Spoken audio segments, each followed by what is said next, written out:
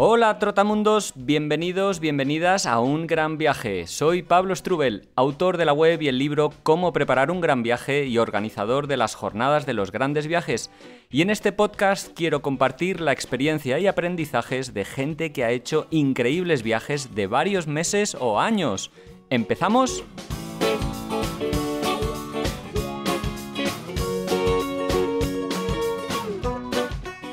Hola, ¿qué tal? ¿Cómo estás? Bueno, espero que muy bien, que tengas ganas de ponerte a pedalear porque eso es lo que vamos a hacer en este nuevo podcast. Un podcast muy viajero que nos va a llevar por África, nos va a llevar hasta Costa de Marfil en un viaje de varios miles de kilómetros, 8 meses, una pareja y un tándem, ni más ni menos. Nos vamos de viaje en bicicleta, pero nos vamos en este curioso vehículo de 2 ruedas que lleva a 2 personas encima. No una en cada bicicleta, sino 2. Y me hace mucha ilusión hablar con esta pareja, Ander Arandia y Garbiñe Arroyuelo, que en septiembre de 2022 se tomaron una excedencia y empezaron ese gran viaje desde Euskadi, bajando por toda la costa occidental de África, Marruecos, Sáhara Occidental, Senegal, Gambia, Casamance, Guinea-Bissau, Guinea-Conakry, Sierra Leona, Liberia y Costa de Marfil. Y se me ha olvidado Mauritania en el camino.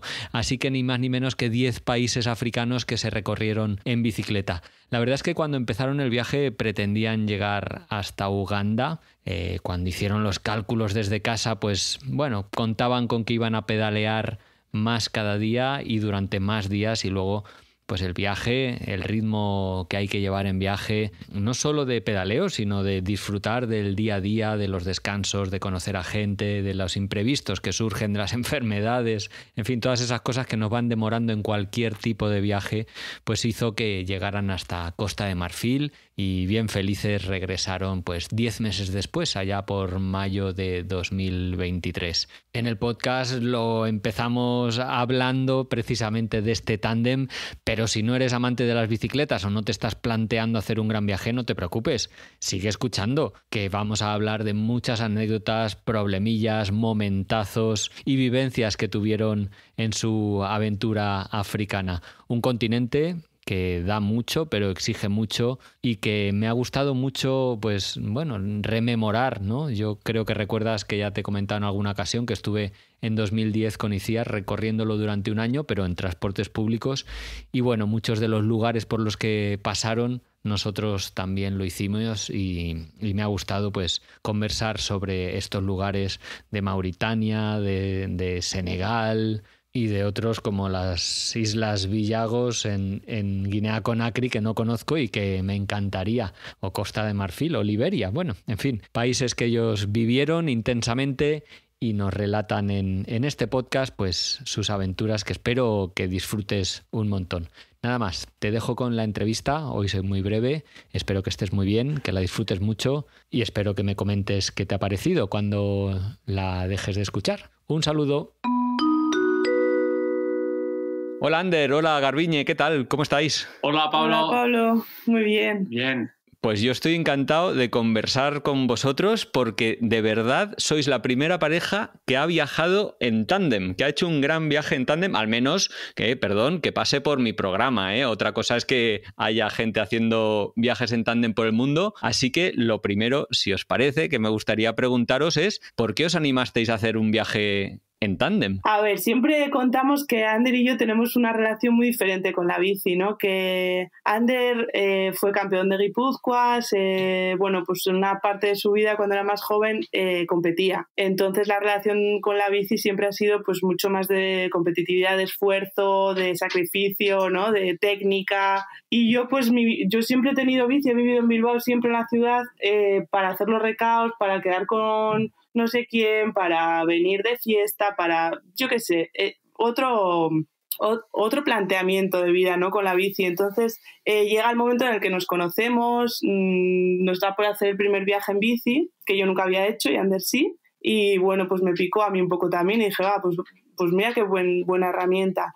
claro, empezamos y yo pues cero técnica, yo iba a mi bola, viendo el paisaje, otra manera de viajar, ¿no? Y sí que vimos que, pues claro, por una parte Ander sufría, ¿no? Porque él quería ir a un ritmo, la cadencia, no sé qué, todas estas cosas técnicas que yo no controlaba, y yo pues también, porque decía, yo es que no le cojo a este chaval. Y bueno, pues en el momento que nos planteamos hacer un viaje largo, sí que pues empezamos a buscar qué maneras, cómo hacer, por dónde ir y todo eso, y apareció pues la noticia de que había unos conocidos que ellos también habían hecho viajes en tándem. Anda. Y dijimos, bueno, pues qué buena herramienta, ¿no? Para aunar ritmos. Entonces contactamos con ellos porque él es del mismo pueblo que Ander.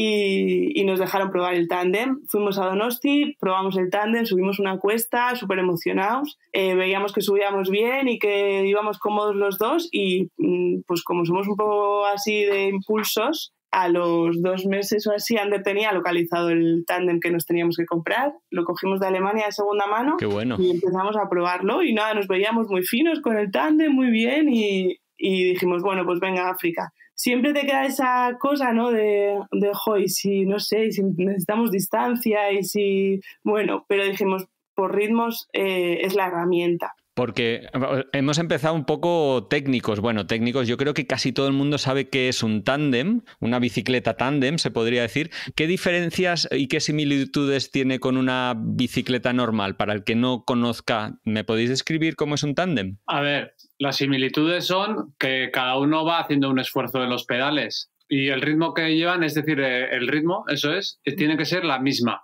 porque si no se desequilibra y hay riesgo de caerse. Lo que sí que es diferente es la fuerza que cada uno aplica al pedal. Entonces, pues eso juega a favor de aunar los ritmos, ¿no? Lo que acaba de decir Garbi. Entonces, la cadencia es el mismo, la fuerza es diferente, y luego la gran diferencia es que el peso que recae en una bicicleta es mayor, porque vamos 2 personas encima de 2 ruedas. Entonces, pues bueno, la fuerza, peso, la relación, ahí el peso coge mucha importancia. Entonces, cuesta arriba, pues sí que nos costaba más, porque ahí el peso, la gravedad, pues influía más. Pero en el terreno llano, pues la verdad que cuando nos tocó, ahora comentaremos, atravesar el desierto, pues la verdad que cogíamos unas velocidades... Volábamos, y cuesta abajo volábamos. Buenas, y luego también en África, según en qué terreno, así con mucho bacheado y así ondulado, pues como la distancia entre las 2 ruedas era mayor, pues la verdad que pasábamos mejor los baches en comparación con un compañero que compartimos el viaje. Iba en una bici. Con Juan, un amigo de Valladolid. Recuerdos desde aquí, Juan, que seguramente te enviaremos la grabación, porque con él compartimos más de 1 mes viajando, y ahí sí que vimos que en algunos terrenos llanos así, pues en África, ondulosos, pues igual trazábamos mejor. Entonces sí que tenía sus beneficios. Sí, y luego por explicar también lo que consiste el tándem, que es importante, es que al final la bici son 2 ruedas, 2 sillines, están pegadas lo que son los cuadros que serían de cada uno tiene su talla. O sea, Anders siempre tenía que estar en la parte de adelante porque elegimos que fuera él porque sí, o sea, porque no podía ser de otra manera, porque él tenía la técnica y él tenía, pues eso, los mandos los tiene él. Entonces, él tiene los frenos, él tiene los cambios y la dirección, el volante, el manillar. Yo lo que hago es tengo un manillar atrás, pero me dedico a pedalear y a confiar. Claro, luego eso, nadie te cuenta que lo que te requiere el tándem es un ejercicio de confianza terrible, porque tú no tienes frenos. Ostras, claro. Entonces yo las cuestas las bajo de otra manera, a otra velocidad. Freno, pues cuando, yo qué sé, pues con otros estímulos a mí me da por frenar. Y ahí a veces había que cerrar los ojos y decir, confío en este chaval toda mi vida y más porque no voy a estar todo el rato diciéndole que pare. Entonces, eso, pues por un lado yo, ejercicio de confianza que nadie te explica y lo vas desarrollando en el viaje, y Ander tenía un ejercicio de responsabilidad en base a 2 vidas, ¿no?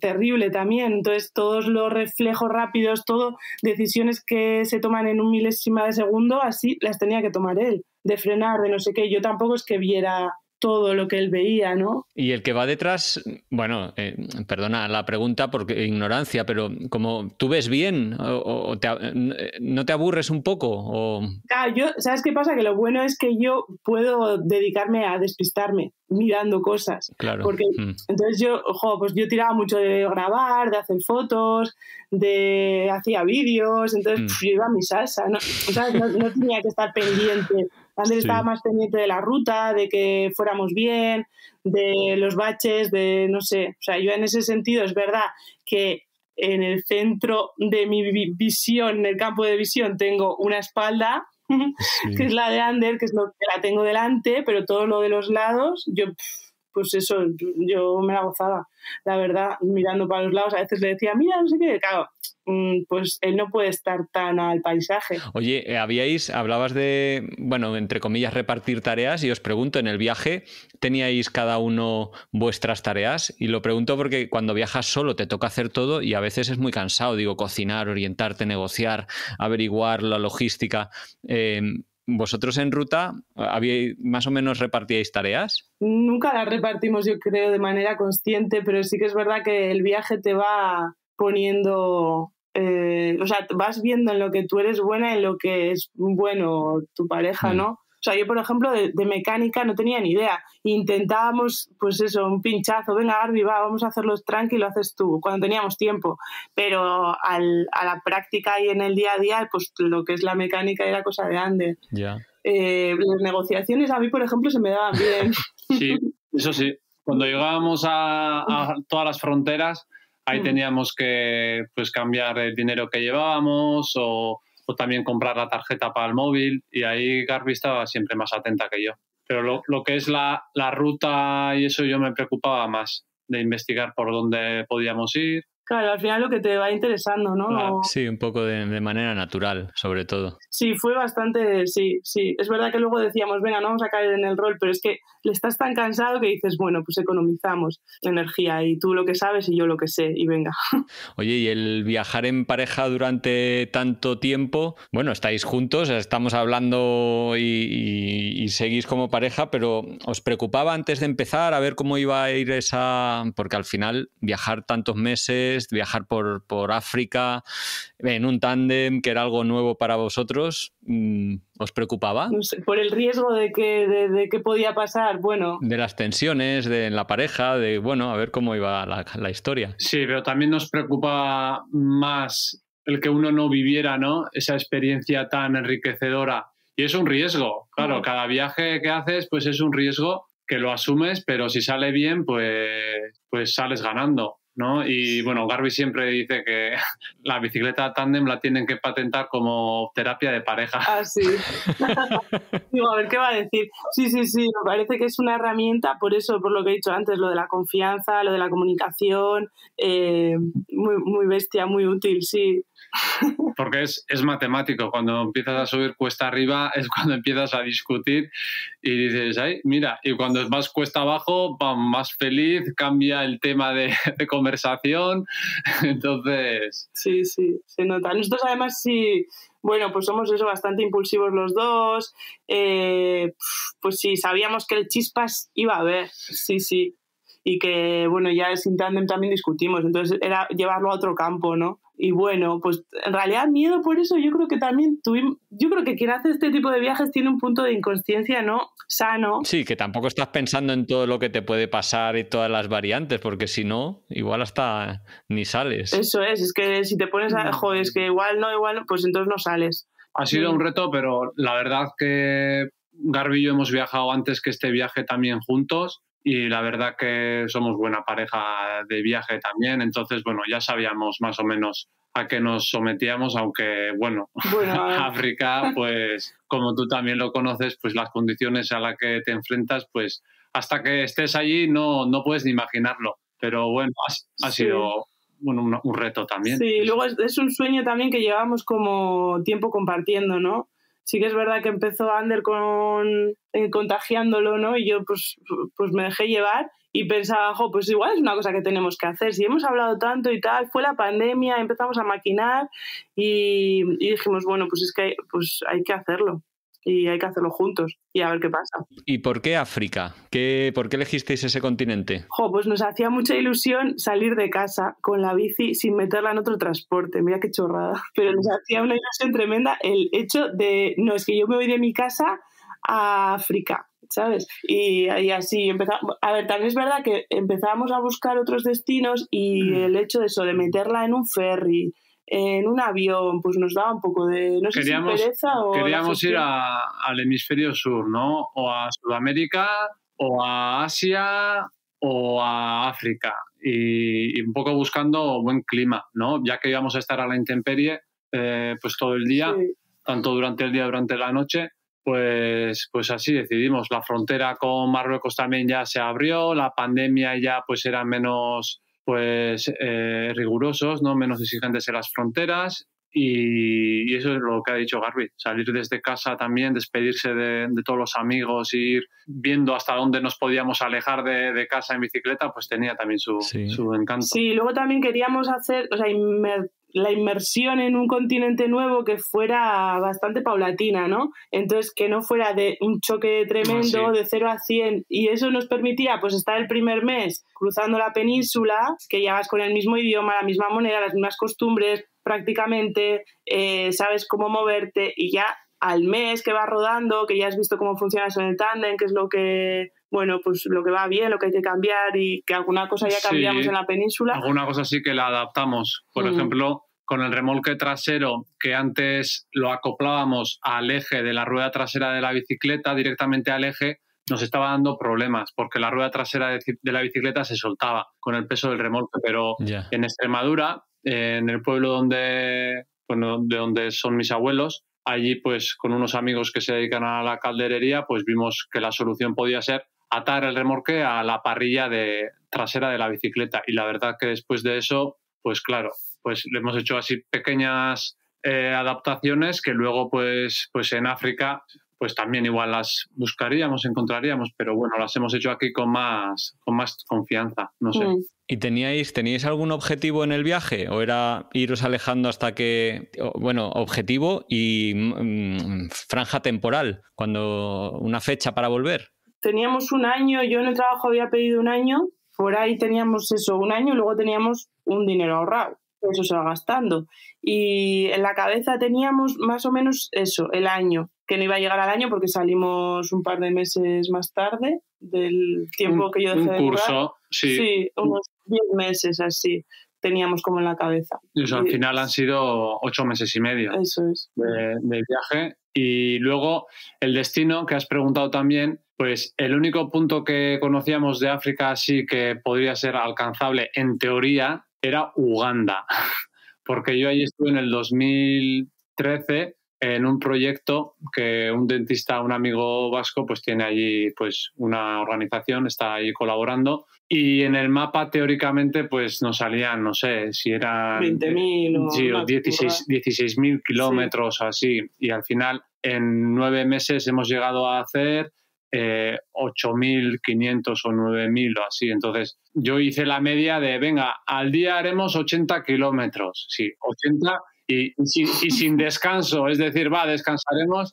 Claro, al final la media nos ha salido de 8 meses y medio, que equivalen a 250 días, pues de esos 250 días de etapa que hemos rodado han sido unos 160, que equivale al 60% del viaje, y de media 50 kilómetros hemos hecho. O sea que nos hemos quedado muy lejos de la teoría, porque claro, las condiciones, el cansancio se va acumulando, las condiciones cada vez son peores y... De verdad que Ander lo creía, ¿eh? O sea, yo soy testigo de que él creía que íbamos a llegar a Uganda. Ha preguntado, pues bueno, con una excusa cálculo hay que salir, ¿no? Con una dirección. Y era esa, aunque el objetivo se quedó, ni a la mitad. No, pero está guay además con las estadísticas. Ostras, qué bien calculado está para el que se plantea hacer un viaje en bici. Eso, calma, 50 kilómetros al día no está mal, pero que no se pedalea todos los días también, que hay que descansar. A veces te pones enfermo, a veces hace mal tiempo y a veces estás viviendo experiencias que no te apetece continuar día tras día, ¿no? Que igual hay que vivirlas. Oye, la ruta no lo hemos dicho, bueno, en la introducción lo mencioné, que salisteis en septiembre de 2022 y se lió una parda en el pueblo, ¿no? Para despediros. Sí, la verdad es que nosotros pues eso, nos hacía ilusión hacer una despedida y el pueblo de Ander es un pueblo pequeño en Guipúzcoa, en el centro, en el interior, que será de 1.800 habitantes o algo así, y todo el mundo se conoce y todo el mundo sabe un poco, bueno, ubica a la gente, ¿no? Y entonces empezamos a comentar, pues nos vamos a ir con la bici, ya nos compramos el tándem, ya lo empezamos a sacar, la gente nos veía, se empezaba a comentar y en un momento dado, pues ya por septiembre a primeros dijimos, venga, hacemos un llamamiento así a la gente que nos venga a despedir y porque nos hacía también ilusión y bueno, pues era un momento para nosotros especial, ¿no? Y el hecho ese de salir con un poco de fuerza y tal, y de repente pues lo que no esperábamos es que iba a venir tanta gente. Y bueno, pues vino gente, amigos de otros pueblos, sí, como una boda. Y en parte, pues han sido parte del viaje también, ¿no? Porque el compartirlo, el saber que ellos están allí, que saben que estás haciendo algo que es tu sueño, ¿no? Que lo has creado tú y eso también yo creo que nos dio un gran impulso para seguir adelante y para afrontar todas las dificultades que nos ha puesto el camino, ¿no? Sí. Oye, supongo que pedalear por España era pedalar en casa. La aventura supongo que empieza en Marruecos. ¿Cómo recordáis aquellas primeras pedaleadas por ese país, que además eran las primeras pedaleadas de vuestro gran viaje? Sí, bueno, ya llevábamos un mes dando pedales y nos habían pasado cosas. Eso es verdad, que aunque fuéramos por terreno seguro, sí que habían pasado cosas. Pero bueno, nada grave, ¿eh? O sea, eso, pues las primeras sensaciones, los primeros cansancios, de las primeras, pues sobre todo esas sensaciones de vivir en la intemperie, ¿no? Que decíamos antes de... ¿Pero eso qué has preguntado, en Marruecos? Sí. No, que como que ya empezaba el viaje ahí en Marruecos, pero que yo digo que empezó antes, como una sensación esa de viaje, de vivir en la calle, empezó al día siguiente. Empezó otro tipo de viaje, pues el de sorprenderte de la comida, de, claro, otro país, estamos muy cerca, pero claro, es muy diferente.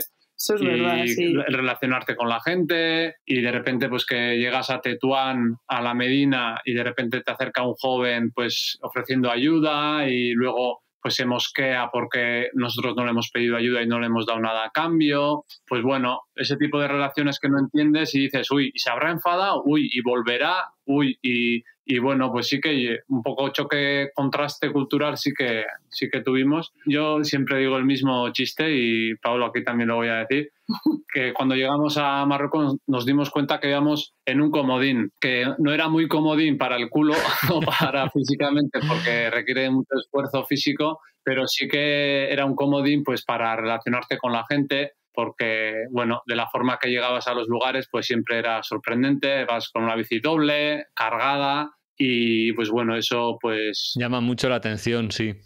Sí, eso es. Tenemos un colega que está haciendo un viaje largo en una toll bike. Igual le conocéis, ahora se me está olvidando su nombre, que le entrevistamos de un par de veces en el podcast. Y claro, llama muchísimo la atención y dice, claro, que le abren mucho las puertas y que la gente se vuelca con él, ¿no? Eso es encima de una rueda, ¿no? No, 2 cuadros. No, de 2, pero como un cuadro encima de otro cuadro. O sea, está pedaleando como a 2,5 metros de altitud o 3. Ahí va. Sí, sube así en el pedal, luego da otro paso. Es que es una jartada. A mí eso me parece... ¡Buah, qué valiente!, ¿no? ¿Y qué lleva? ¿Las alforjas también atrás? ¿Enganchadas? No, en las ruedas abajo. Lo único que eso lo hace un poco pues para generar esa sorpresa y esa dinámica de conocer a gente, pues porque les llama mucho la atención. Yo sé que vosotros también en Marruecos ya empezasteis con algunos problemas mecánicos, por ejemplo, se rompió la cadena y muchas veces cosas que parece que van a ser un problemón acaban siendo una super experiencia. ¿Qué sucedió aquella vez que en vuestra gran ascensión al Atlas petó la cadena? Pues sí, ese día sabíamos que iba a ser una etapa dura, que íbamos a subir a lo que es el antiplano del Atlas. Y bueno, pues en una cuesta de estas de repente notamos algo raro y se nos rompió la cadena. Una de las cadenas, la cadena de atrás, eso es, la corta. No, la de...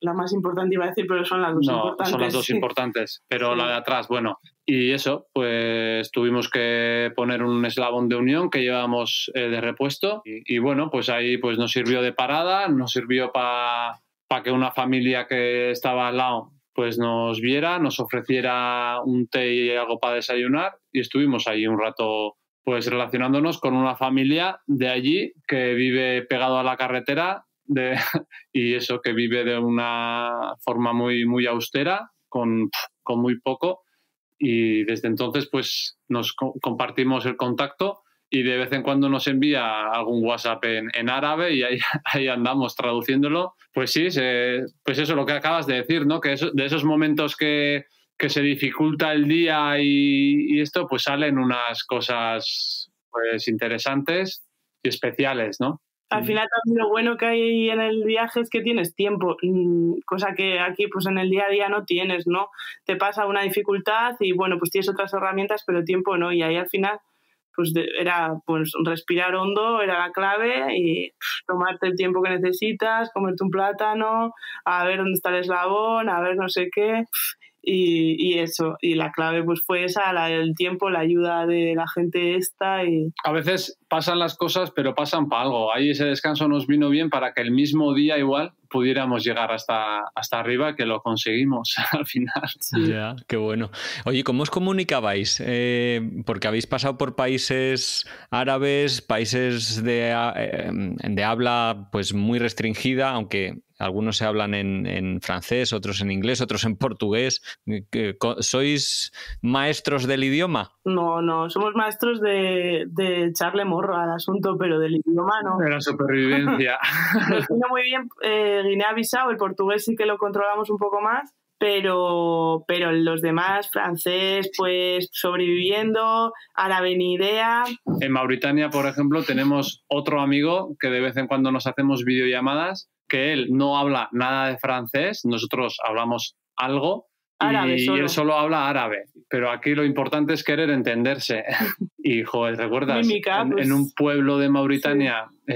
Casi llegando a la frontera con Senegal, pues llegamos al pueblo, preguntamos a ver si podíamos pues pasar noche ahí cerca y nos decían en principio los de la tienda pues que no, y ahí apareció este joven corriendo. Todo esto era un pueblo de arena, o sea, en el medio de Mauritania no estaba la carretera que pasa asfaltada, por donde nosotros íbamos todo lo demás era arena. Entonces él venía corriendo por la arena, que era para verlo, y ya pensamos, a ver, este ya será el loco del pueblo, a ver, con un miedo, porque, como no te entiendes y estás cansada y dices, a ver, ahora.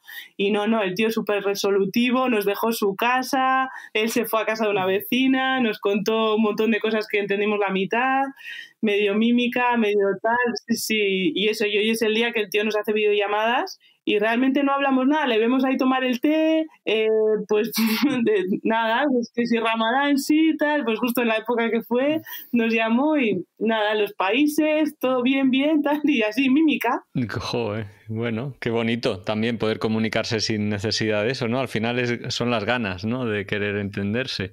Oye, en esa zona del sur de Mauritania, si no me equivoco, Ander, tú no lo pasaste especialmente bien en el parque de Diaoling. Eso es, ahí en el parque de Diaoling ya estaba arrastrando unos dolores de estómago de las navidades que pasamos en Nouakchott y estaba arrastrando pues eso, un malestar estómago, y en Diaoling, en el parque nacional, pues ahí pues no sé, ya fue el remate, porque la carretera era con polvo y así. Bueno, pues en esa noche pues tuve una descomposición, estuve vomitando y vamos, me vacié literalmente de arriba y de abajo y me quedé, pero vamos, sin fuerzas ni para a la mañana siguiente ayudarle a Garbi a recoger la tienda ni nada. Y lo único que hicimos fue salir a la pista, que nos alejamos un poquito de la pista para pasar la noche, ahí entre mosquitos en ese parque, porque claro, es un humedal. Y bueno, tuvimos la casualidad de que primero paró un coche donde iba un médico, que ese médico vio cómo estábamos, ¿no? Y luego sí tiró para adelante, y parece ser que cuando iba para adelante paró a un coche, nosotros no lo vimos esto, y le dijo a ese coche a ver si nos podía ayudar. Le dio pastillas, también esto dato. Le dio algo. Le dio unas pastillas que nos trajo el otro coche en Ostras, la dirección contraria. Sí, cosas que pasan que dices, ¡buah! Entonces, una Fiat Ducato de estas, donde podíamos meter la bici y negociamos el precio hasta la frontera con Senegal. Y pues eso, hasta la frontera con Senegal en esa Fiat Ducato, y luego desde la frontera de Senegal hasta San Luis. Que estaban a 30 kilómetros así o menos. También negociar otra vez. Bueno, ahí claro, venía el tema del cambio de moneda, estuvimos un rato en la frontera, porque cambio de moneda, cambio de chip de la tarjeta del móvil, cambio de idioma, en realidad no, pero otro idioma en el que no tampoco te entiendes, intentando hablar francés con ellos y bueno, pues al final lo conseguimos y alquilamos una especie de minibús vacío. Lo bueno fue que eso, fue una cosa rápida, ¿no? Pues estuve enfermo, pero se me pasó, al día siguiente ya no estaba, ya eché lo que tenía que echar, el virus. Sí. O que no fuera otra cosa más grave, ¿no? Yo qué sé, malaria o algunas cosas que... Sí, el miedo de la malaria sí que nos vino, claro, lo primero, porque dijimos, siempre vas con la alarma de la malaria, ¿no? Por África. Sí, a partir de esa zona sobre todo, claro. Que ya empieza un poco lo más, bueno, un poco el verde. Que antes hablábamos de que empezara a grabar y me gustaría que lo comentarais porque me llama mucho la atención que no sois nada fundamentalistas de viajar en bicicleta y eso me parece guay, en el sentido de que si queréis desviaros de la ruta, como hicisteis en Mauritania, para ver el interior, pues también lo hacéis, ¿no? También te digo que esto ha sido otro aprendizaje del viaje, que salimos súper fundamentalistas, súper pensando que íbamos a tener un único transporte y exclusivo y que íbamos a llegar a Uganda, y todo eso del viaje te va poniendo en tu sitio. Y bueno, pues ya por el Sáhara, que ya íbamos unos cuantos kilómetros de fundamentalismo, y sí. Y entonces ahí ya decidimos un buen día con muchos kilómetros en las patas y cansancio, oye, que joder, pues podemos parar a un camión que venga a pasar camiones y tal. La verdad es que la idea fue de Ander y yo no lo había pensado, al pasar un autobús. La noche anterior estábamos durmiendo en el desierto, el pronóstico era viento en contra, estábamos agotadísimos. Garbi siempre se lía en el desierto. Para Garbi todas las ciudades, el Aaiún y Dakhla y todos son Tantán y todos son los mismos. Pero bueno, pues sí, un tramo, pues eso, al final sabíamos que el viaje iba a ser largo y aquel terreno no nos aportaba mucho, nada más que cansancio y alargar el viaje. Entonces, pues eso es lo que dice Garbi, ahí pasa la nacional, el único coche donde hay tráfico de camiones que suelen pues enviar alimentos o lo que sea al sur de África, y nada, pues ellos encantados con 2 extranjeros en el camión y nosotros pues más porque nos adelantaban pues un buen trozo, pues igual 400 kilómetros hasta Dakhla que nos llevaron. Sí, es que eso es un desierto plano, digamos feo también porque varía muy poquito, ¿no? Es muy, muy homogéneo, aburrido en realidad. Yo tengo que reivindicar la belleza del desierto. Luego la segunda mitad, desde Dakhla hasta Mauritania, hasta la frontera de Mauritania, pues sí que lo hicimos a gusto y fueron otros 400 kilómetros, pero eso, pues descansados. Pero sí, es demasiado largo, ¿no? El desierto, pues en total son 1.000 y casi 500 los que tienes que hacer todo Sáhara. Y bueno, pues quitarte un trozo que no te aporta demasiado, pues yo creo que es ser sensato y dejar los fundamentalismos igual para otros momentos. Sí, porque allí el cansancio y la situación que tienes en el momento, pues lo sabes tú, ¿no? Oye, estoy saltándome Senegal y Gambia para preguntaros, porque tiene relación con este tema de dejar la bicicleta aparcada, ¿no? Un poco para hacer otras alternativas. En Guinea-Bissau os fuisteis a las Islas Villagós. ¿Cómo son esas islas? Que me parece que son como muy paradisíacas, ¿no? Sí, o sea, en África, o sea, el paraíso de África, que también, pues eso, unas islas pequeñas, que no nos imaginemos el paraíso de Cancún, vamos a ver. O sea, son unas islas chiquitinas con mucha vida de pescadores, bastante salvajes, con mucho bosque, mucha selva y no muy habitadas, ¿no? Están los que viven allí, que no son muchos, y y para de contar. Y justo nosotros viajamos en carnavales, que era la fecha que nos coincidió casualidad pasar por ahí en carnavales, y justo en Bissau se celebra mucho el carnaval porque al final pues es colonia portuguesa, la relación también que tiene con Brasil y todo este tema, pues bueno, se baila mogollón, se celebra de manera muy especial. Y nos dijeron que en Villagós era donde especialmente se celebraba así como con más fama. Y allá fuimos. Claro, el tema de ir era que hay dos tipos de transporte. Un ferry que es un poco más para los turistas. Más rápido. Y más cómodo. Y la otra manera de ir es como van ellos, ¿no? Como va el ciudadano local. La lancha. Entonces nosotras pues lo que decidimos es ir como van ellos, ¿no? Porque estábamos yendo en bici y pues como van ellos todo el rato. Claro, esto es una lancha que te dicen, tú coges el billete el día anterior, sale el sábado, te van diciendo eso, ¿no? La idea de pasar el finde, que era cuando había más actividad allí, sale el sábado a las 8 de la mañana. A las 8 de la mañana tenéis que estar aquí. Bueno, llegamos a las 8 menos algo porque pues mentalidad europea. Claro, a las 8 menos algo no hay nada, bueno, hay 4 y luego va llegando la gente, toda cargadísima, y claro, es que la lancha no sale hasta que la marea no sube. A las 8 de la mañana está encallada en un lodo tremendo. Entonces, hasta las 11 y pico que la marea no subió, estuvimos esperando con un sol terrible, se iban acumulando personas, cada la gente se va poniendo nerviosa porque ya ven que va a empezar a salir.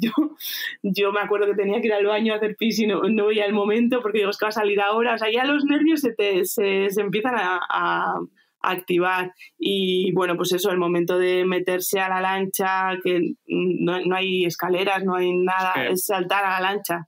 Estamos hablando de un país, Guinea-Bissau, Pablo, que ya lo conocerás tú también, pues eso, que es un país que está pues destrozado, ¿no?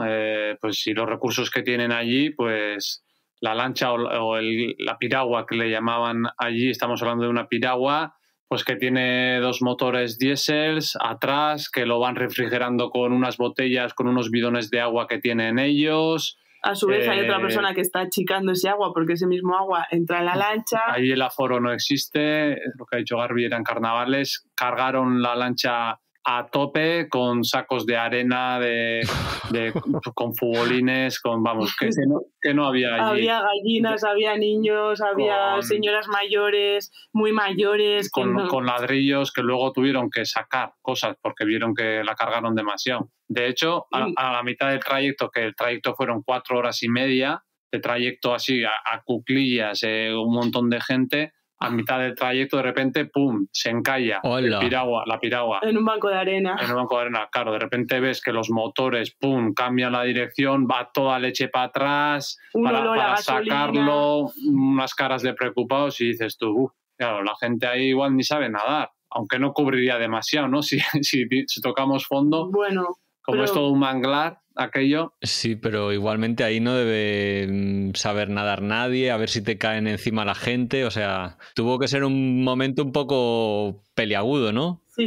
Ahí entre Garbi y yo ya pensábamos, bueno, Garbi, aquí si esto vuelca, pues ya nos habían avisado, apartarnos. No dejar que nadie se apoye en ti porque al final te van por el miedo pues se apoyan en ti o te agarran ¿no? Y al final pues nos hundimos todos. Entonces ya lo teníamos claro, apartarnos de todo esto si en caso de... Sí, el sálvese quien pueda, básicamente, sí. Sálvese quien pueda.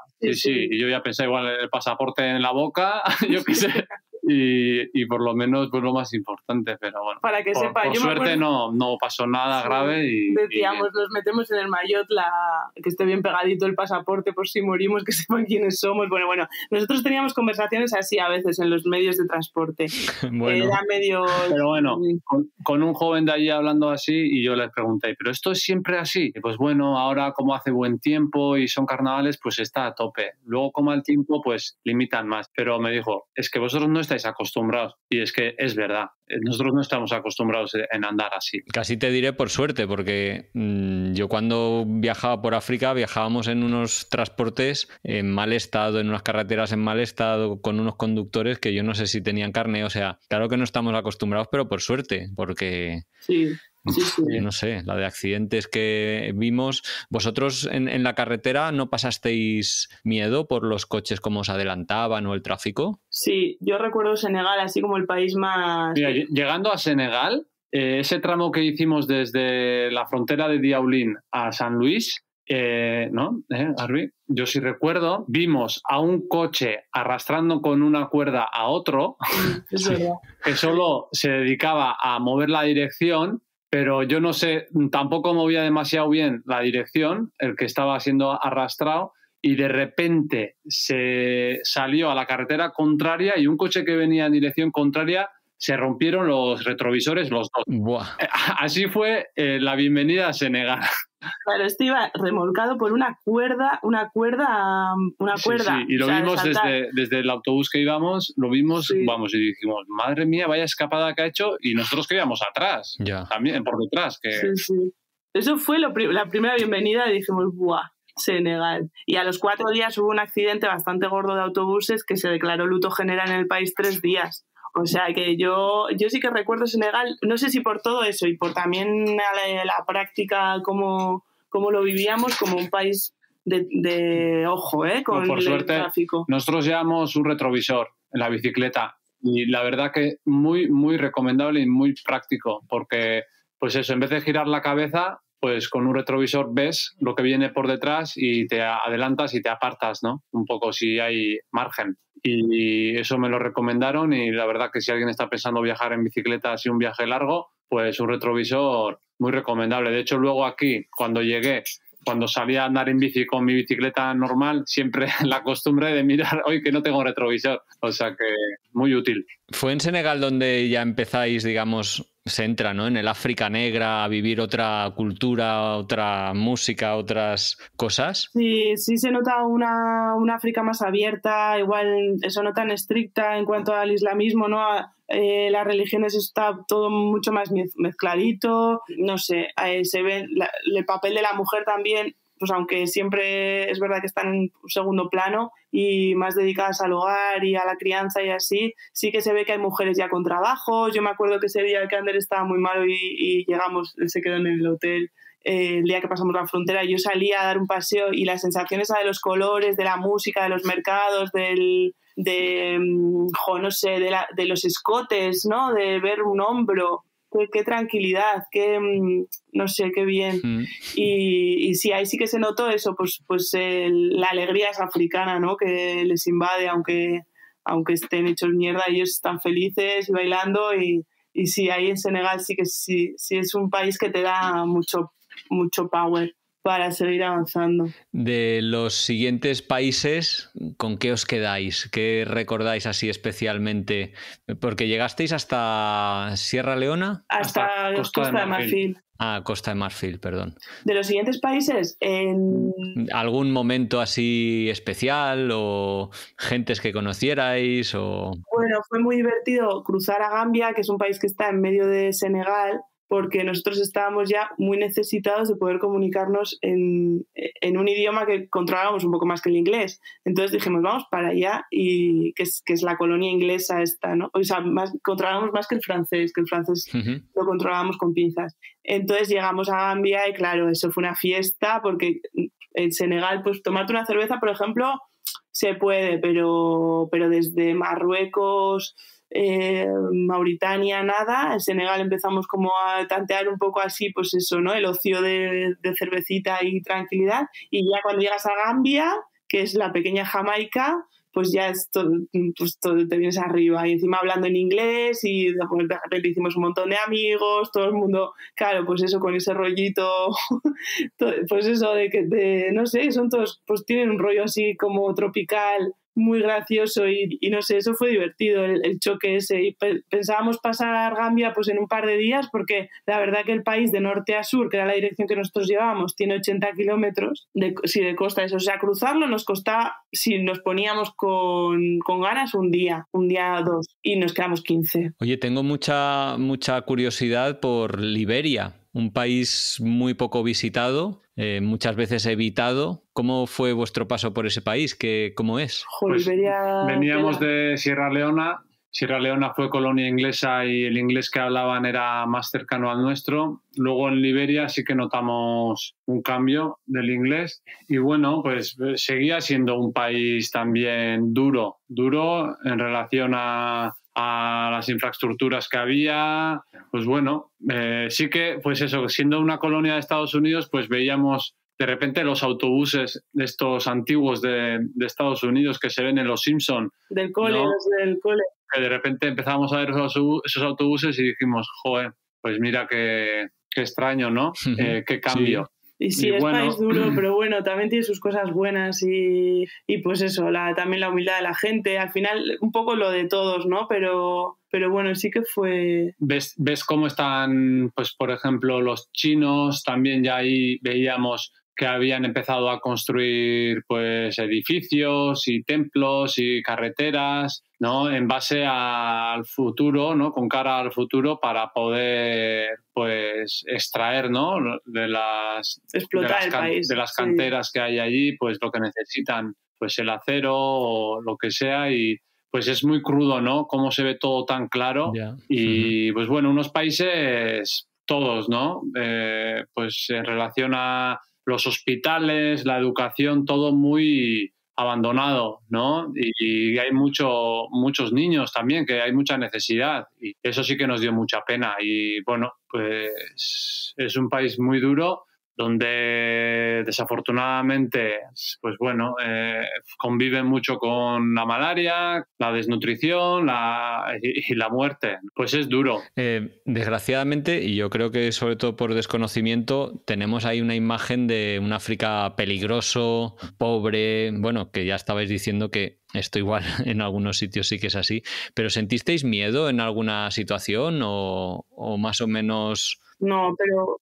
Claro, eso de una parte es que claro, nosotros igual relacionamos la pobreza con la violencia o con la falta de seguridad, ¿no? Y ahí nosotros íbamos con mucho prejuicio de África, ¿no? Porque al final, pues aquí hay mucho miedo de a ver y cómo os tratarán y os van a ver blancos. Y sí que es verdad que muchas veces a ti te ven una persona blanca y te ven un dólar con patas, y eso es así. Y es que es verdad. Porque a poco que tengas vas a tener mucho más que ellos. Aunque seas aquí una persona precaria, seguro que tienes más recursos que cualquiera de ellos, ¿no? Que la media general de allí. Y bueno, pero lo que nos sorprendió es, pues, a buenas, ¿no? La amabilidad y la humildad de la gente y el cómo te ofrecen todo. Es lo que siempre dicen, ¿no? Pero es que es verdad, o sea, cómo te hacen sentir bien, a gusto y uno más también en su casa, en su pueblo, en su zona. Nosotros, de hecho, nuestra dinámica cada día prácticamente era llegar a un pueblo, localizar al jefe del pueblo, porque ahí más o menos se reúnen, pues eso, unas cuantas familias son las que crean el pueblo.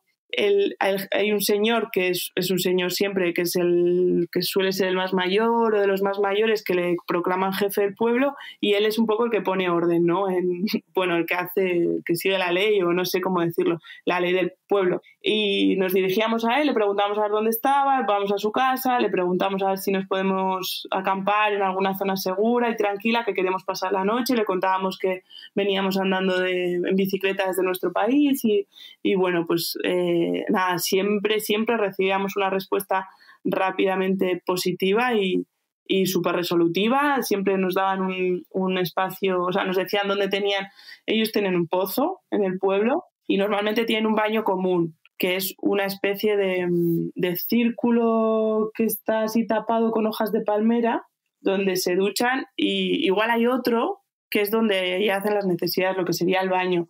Pero bueno, hay momentos en los que el mismo cerco de hojas de palmeras tiene la doble función. Tiene un agujero y luego abajo tiene una fosa y ahí va cayendo todo, se va compostando y así todo muy natural. Entonces siempre nos ofrecían eso, la opción de ducharnos, la opción de dónde podíamos poner la tienda de campaña y había gente que hasta nos traía la cena, que su cena era arroz blanco con alguna cosa verde o picante o lo que ellos comen. Pero sí, la humildad y la generosidad africana es terrible. La humanidad, ¿no? Al final de verte de tú a tú y ponerse en vuestro papel, que al final pedaleando, cansados, en fin, seguro que Y era una fiesta también que llegáramos, porque que habíamos elegido su pueblo, ¿no? Para acampar, o sea, todo era una fiesta.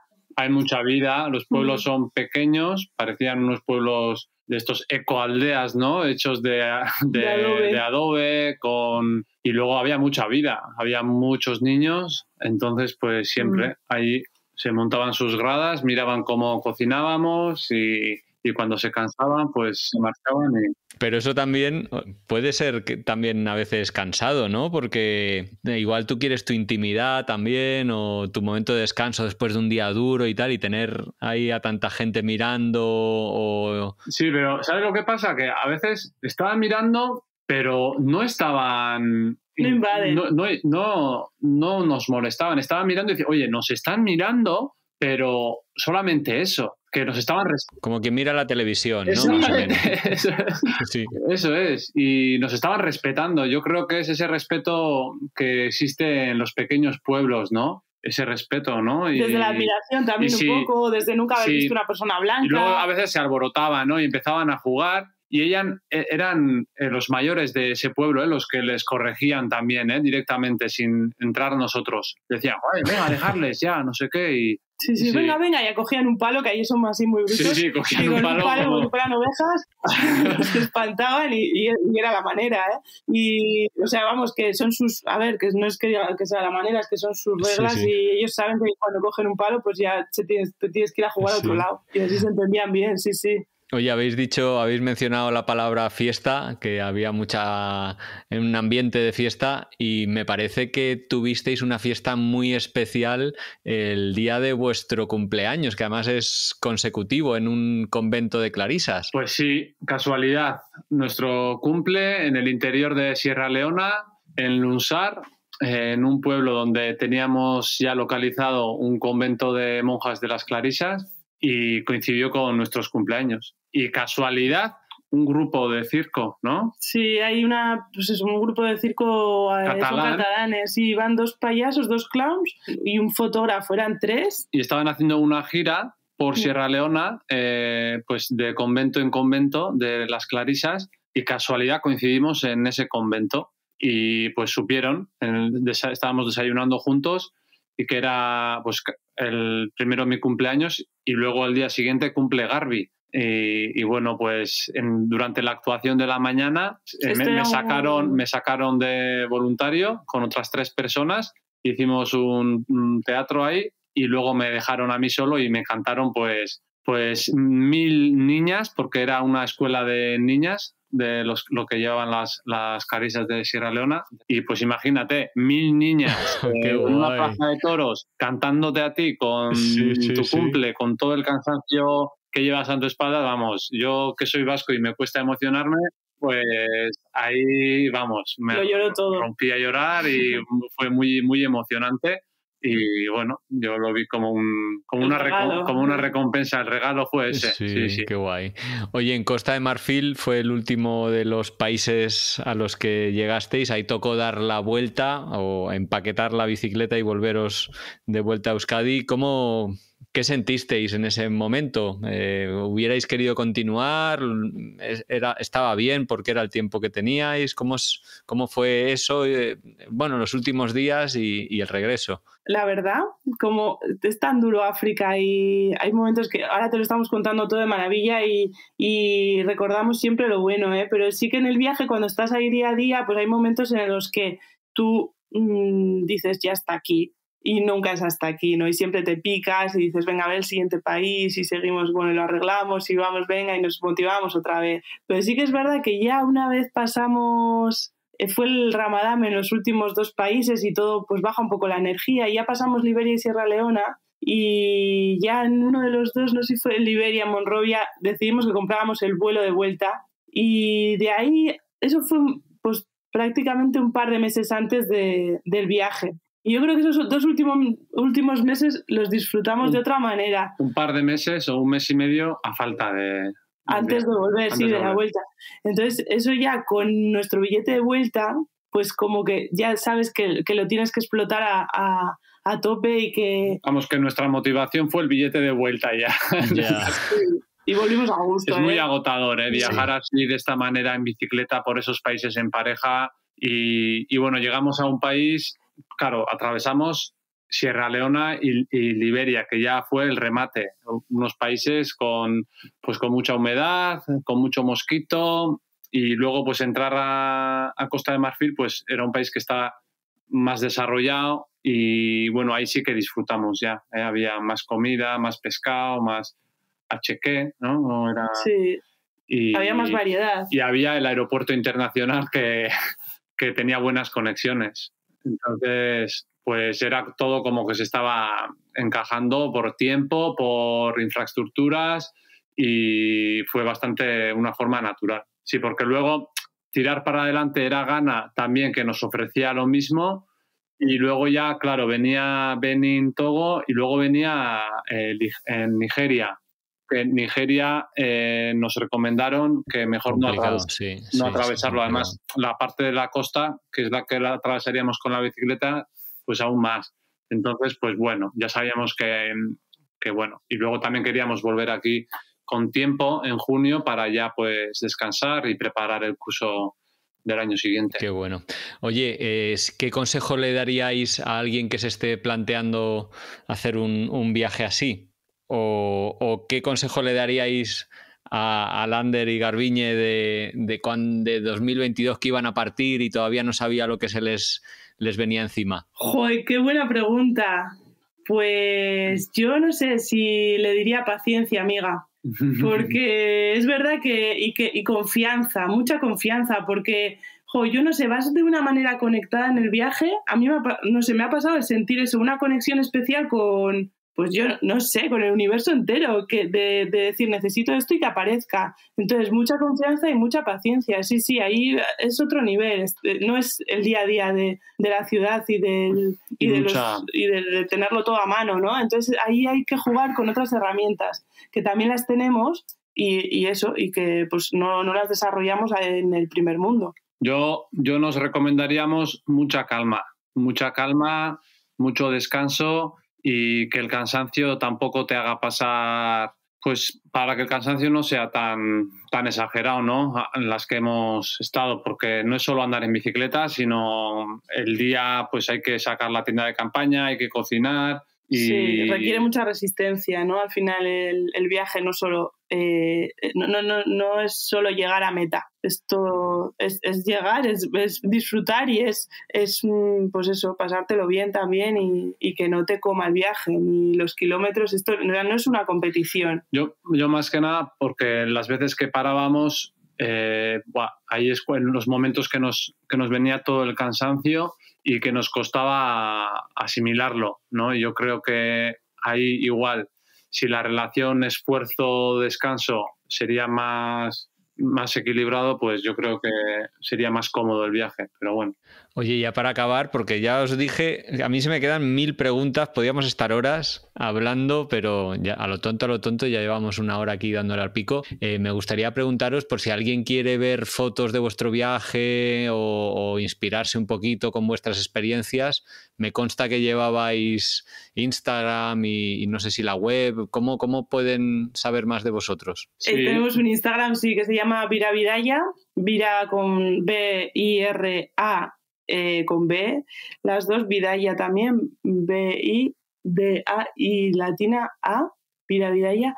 Ahí pues íbamos colgando cada día. Es verdad que ahora pues ya desde que hemos vuelto no hemos colgado nada más porque se limitó al día a día del viaje. Y luego teníamos una web que hicimos con mucha ilusión, pero que nos suponía un esfuerzo terrible alimentarla. Entonces, tenemos, creo que hay una entrada, un vídeo que hicimos de la salida, que es muy bonito, y ahí nos quedamos. Entonces, lo más actualizado es el Instagram. Si alguien quiere cuscusear, Vira Vidaya y ahí está todo. Bueno, pues oye, pareja, estos enlaces lo dejaré en la entrada de Un Gran Viaje, donde voy a colgar algunas fotos que me habéis enviado también y, bueno, enlaces a esto, a la web y sobre todo a Instagram, para que quien quiera pueda escucharlos. Y no me queda más que daros las gracias por el tiempecito que nos habéis regalado y pediros disculpas de que no podamos hablar más tiempo, porque yo me quedo con,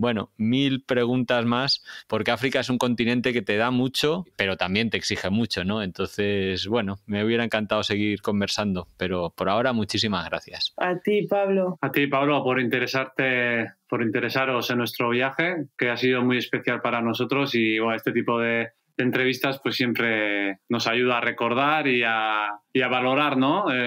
Nuestro sueño en qué fue y bueno, seguimos viajando todavía. Bueno, pues me alegro un montón de haber contribuido a ese segundo viaje, sí.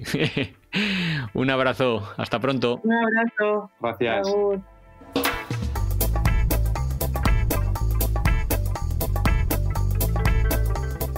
Y esto ha sido todo por hoy. Os quiero dar las gracias por haber escuchado hasta aquí. Si os ha gustado mucho, compartidlo, dadle al like o, bueno, poner cualquier comentario que os parezca relevante, porque eso nos da mucha energía y ganas de seguir adelante con este proyecto.